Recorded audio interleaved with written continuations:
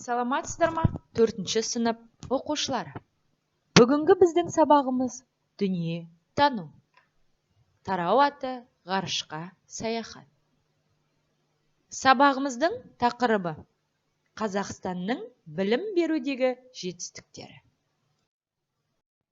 Сабағымыздың мақсаты Қазақстанның 20-21 ғасырлардағы білім саласындағы жетістіктерін түсіндіру.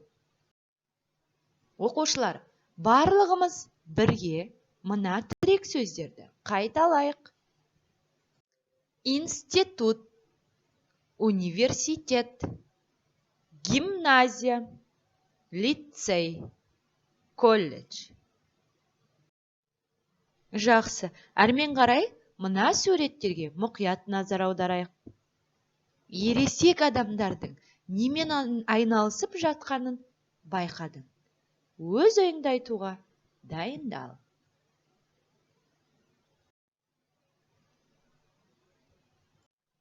Жиырмасыншы ғасырлардың басында халықты жаппай сауаттандыру мәселесі қолға алынды. Сөйтіп, ауылдар мен қалаларда білім беру пункттері ашылды.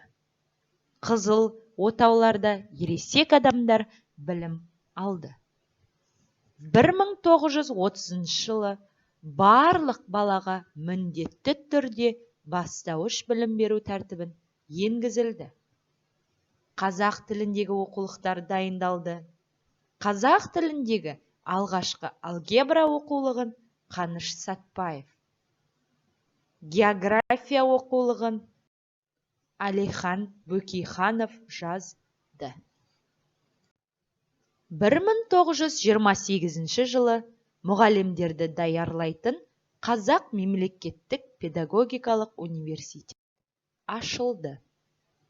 Бірнеше жылдан кейін институтқа Абай Құнанбаевтың есімі берілді.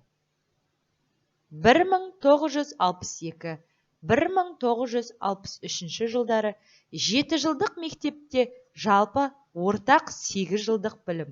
Содан кейін жалпыға ортақ 10 жылдық білім енгізілді. 1980-1990 жылдары жалпыға бірдей білім беру саласында 6 жастан оқыту жүйесі қолға алынды. Негізгі жалпы білім берудегі ортақ мектептер 11 жылдық болды. Мектептерде еңбекке тәрбиелену ісіне үлкен көңіл бөлінді. Тәуелсіздігімізді алған жылдардан кейін біздің елімізде қандай жетістіктер болғанын шағын бейнеролик жазбадан қарайық.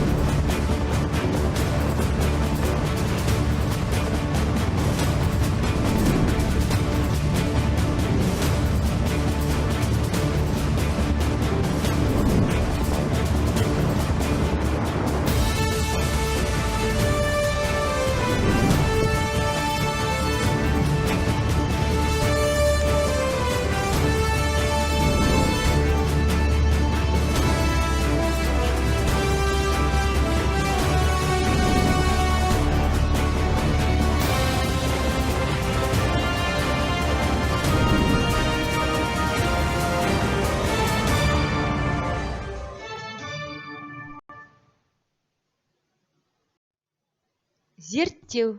Оқушылар, үйіміздегі ата-аналарымыздың мектепте қандай оқулықтардан білім алғанын сұраймыз. Оларды қазіргі оқулықтармен салыстыр. Өз ойыңды қорытындылауға дайындал. Жобалау. Оқушылар, барлығымызға тапсырма. Яғни 21 ғасыр мектебінің жобасын жасап көр, немесе суретін салып көр. Енді 50 жылдан кейінгі мектептің ғимаратын сынып бөлмелерінің жабдықталуын, оқулықты қалай елестетесіңдер? Ол мектепте білім алған оқушы қандай жетістіктерге жетуі мүмкін? Өз ойыңды айтуға дайындал. Назарларыңызға рахмет. Сау болыңыздар.